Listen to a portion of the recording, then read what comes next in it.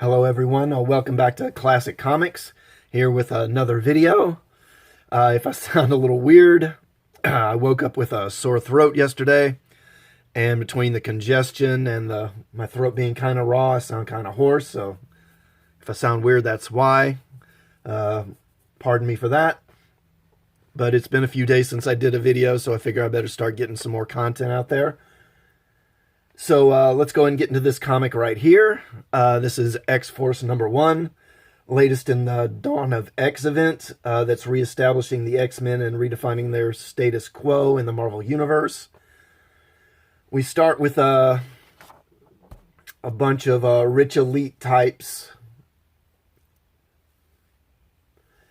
having some sort of meeting to discuss the New Mutants nation of Krakoa. It turns out that Domino has infiltrated this meeting of all these rich people, and she gets caught. She gets captured, and they don't make it clear if she's killed or not. I'm assuming not, but we don't know. Now, the art in this book is pretty good. This is by Joshua Cassara, who does the art, and Dean White doing the color. Benjamin Percy is writing. One thing I've noticed is this isn't a book about a particular team of mutants called X-Force, unlike previous versions of X-Force.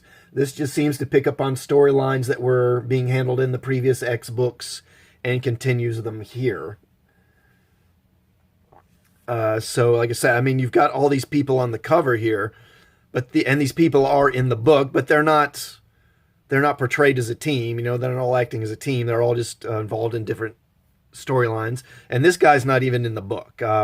Quentin something or other, isn't that his name? I don't even know why he's on the cover. He's not even in it. Doesn't appear at all. So we start out here on Krakoa, and like I say, the art is solid, and we've got Beast in the jungle, kind of studying the wildlife on the island, and then he's attacked by this kind of mutant, I don't know, dog thing, whatever this is. Wolverine comes to attack it, and Beast says to let it go. And then they have an interesting exchange here between Beast and Wolverine, where Wolverine says, you know, the reason this thing snuck up on you is because you feel safe here. On Krakoa, you feel safe, you feel protected, so your guard is down. And as he says here, when you're safe, you're soft. And it's an interesting thing, because this is the first time so far in these new X books where we've seen any hint from any character that this new island nation they have, Krakoa, may actually not be all positive. There may be some negative parts to it as well. And that's the first time we're seeing a hint of that. And so that's interesting. Now, then we get Black Tom Cassidy here. Of course, he is the Banshee's brother. And in the past, it's been shown that he has some sort of energy projection ability. He can shoot energy blasts. But he needs wood to use as a conduit. You know, he can't just protect it. Kind of like how Gambit can put explosive energy into objects like playing cards or cue balls or whatnot. But he can't just shoot the energy at you. He has to put it into a solid object first for it to be released. And Black Tom was kind of similar to that. But now they seem to have expanded his power so that now he can communicate and control with plants. Communicate and control plants. And he serves as the island's sort of surveillance system and security system. Because through the plants on the island, you know, he can basically sense everything that's happening. Then we have Kitty and the Marauders who arrive, of course, after the events in Marauders #1. I've already done a review of that book. I didn't like it. But if you want to know more about what I had to say about that book, I can put a link to that video in the description. But basically, they're showing up after being in Russia and rescuing some Russian mutants who were basically being held prisoner. Now, the thing is, in that book, Kitty stole someone's sailboat, and they used that boat to go to Russia and get the prisoners. And at the end of the book, they're still in that sailboat, but now they're in a different boat. And Kitty mentions how she stole this boat, so they stole another boat, apparently, at some point. Why don't they just use the X-Men's planes? The X-Men have planes. They got planes that will fly to the friggin' moon. I'm pretty sure they can fly to Russia and pick some people up. I mean, why do they need these boats? They don't need them. It's just kind of dumb. But anyway, we then find out that Colossus is on the boat too. And Kitty relates how he had been in Russia helping the mutants there, and he helped them to get these mutants out and help them escape. The problem is, in Marauders, where these events took place, Colossus never shows up. He's never there.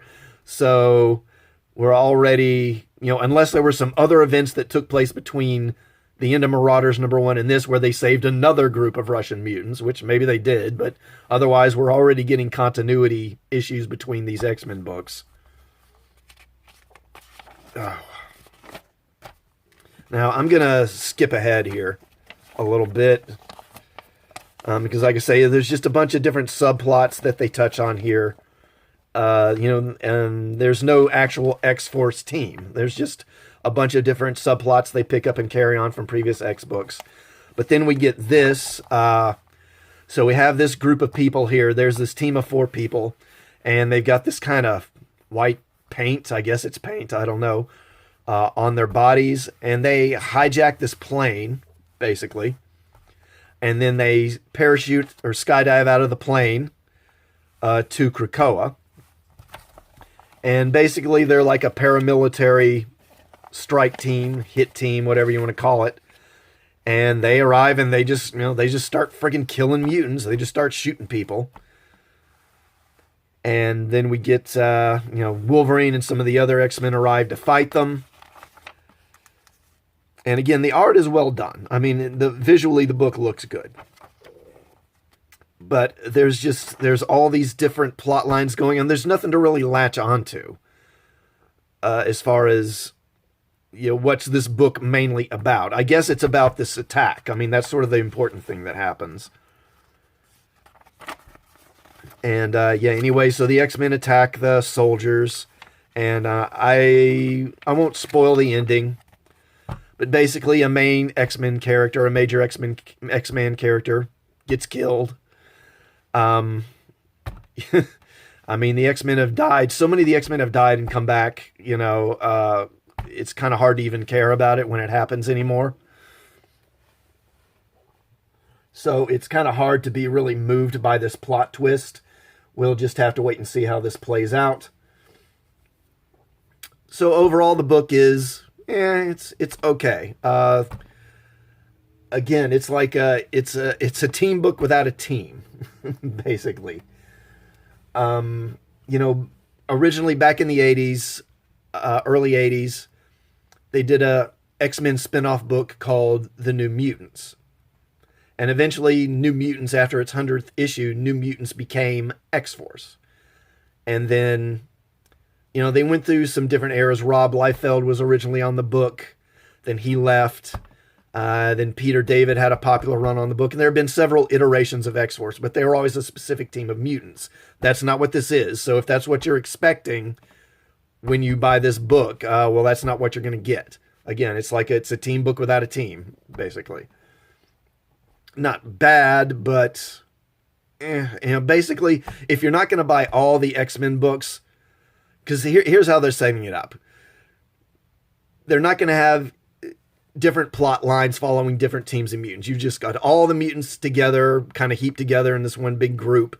And then all these different monthly books are going to just follow plot lines from the previous book. So really, there aren't really 8 titles? I think with Wolverine's solo title, there's now like 8 X-Men books. And... basically, they're all just one book, really. There's just one series that runs through all these books. They just give them different titles for each week.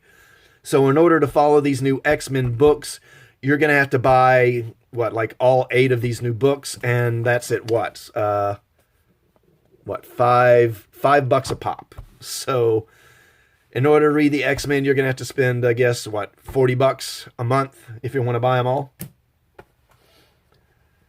Personally, I'll probably give this a pass. So, what about you? Have you read this comic? What did you think of it? Do you agree with my review? Did you hate it? Do you hate my voice, which sounds awful? Let me know in the comments. Please like this video. Please subscribe to the channel for more videos. Hit the bell for notifications for future videos. And I will see you all next time. Thanks for watching.